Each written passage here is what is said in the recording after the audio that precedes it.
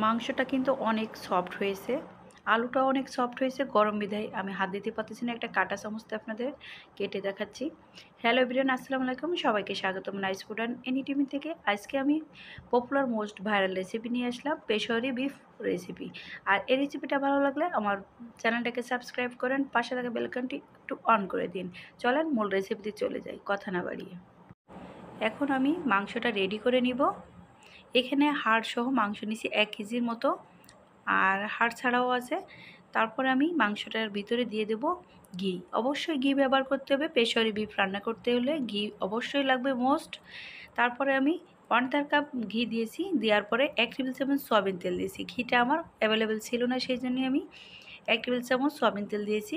এখন এর ভিতরে দিয়ে দেব আদা কুচি। এখানে আমি আদা কুচি দিয়েছি 1 টেবিল চামচ হবে, পরিমাণ বলে দিচ্ছি আমি। এখানে আদা কুচি দেওয়ার পরে দিয়ে দেব পরিমাণ মতো লবণ দিয়ে মাংসটা ভালোভাবে একটু হাত দিয়ে মাখিয়ে নেব।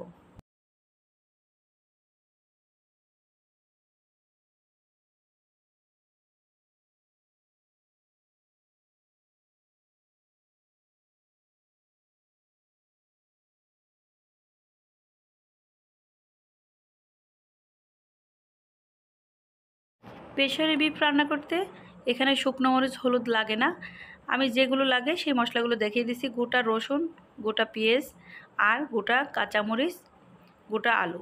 আলুটা আমি 3টা আলু নিচ্ছি এখানে, আপনারা আলুটা বড় বড় দিতে হবে। আর 4টা টমেটো, অবশ্যই টমেটো দিতে হবে, নাহলে প্রেসারি বিফ খেতে টেস্ট হবে না। আর আমরা বাঙালি, একটু ঝাল না হলে প্রেসারি বিফটা খেতে পছন্দ করি না। আমার পাতিলটা ছোট হয়ে গেছে, এই জন্য চেঞ্জ করে নিছি, বড় একটা কড়াইয়ের ভিতর নিছি।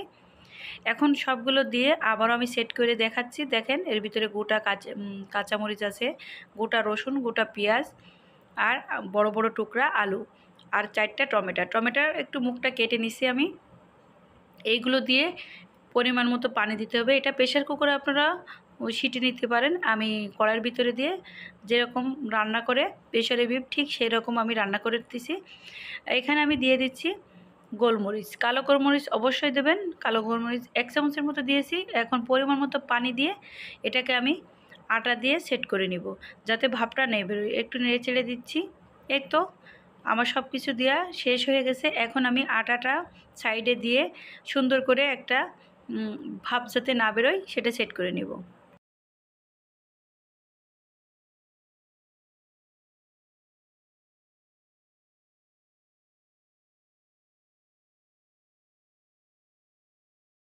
আপনারা যদি এই পদ্ধতিতে রান্না করতে চান, অবশ্যই এইভাবে আটা দিয়ে সেট করে নেবেন আর 2.5 ঘন্টা রান্না করে নেবেন। আর এইভাবে চুলার জালটা একদম মাঝারি আঁচে রাখবেন। একটা তাওয়ার পরেও দিতে পারেন, যাতে প্রেশার কুকারে যেরকম গলে যায় ওরকম ঠিক সফট হয়ে যাবে। পরবর্তীতে চুলার পরে দিয়ে দিছি। তারপরে আমি 2.5 ঘন্টা পর ফিরে এসে একটু ঠান্ডা করে আমি এই ভাপটা তুলে দেখাচ্ছি মাংসটা কেমন হয়েছে। এই তো তৈরি হয়ে গেছে Peshawari beef. Are popular Peshawari বিফটা খেতে নান, রুটি, পরোটার সাথে খুবই মজা লাগে।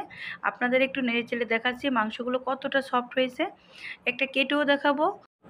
পরিবেশন করে নিছি, দেখেন কতটা সুন্দর হয়েছে, কালারটা একদম জুসি ভাব হয়েছে। আশা করি এই রেসিপিটা আপনাদের কাছে ভালো লাগবে। ভালো লাগলে ফ্যামিলি মেম্বারদের সাথে শেয়ার করবেন আর কমেন্ট করে জানাবেন কেমন হয়েছে। সবাই ভালো থাকবেন, সুস্থ থাকবেন। আবার কোনো নতুন রেসিপি নিয়ে উপস্থিত হব নাইস ফুড অ্যান্ড এন্টারটেইনমেন্ট থেকে। আল্লাহ হাফেজ, থ্যাংকস ফর ওয়াচিং।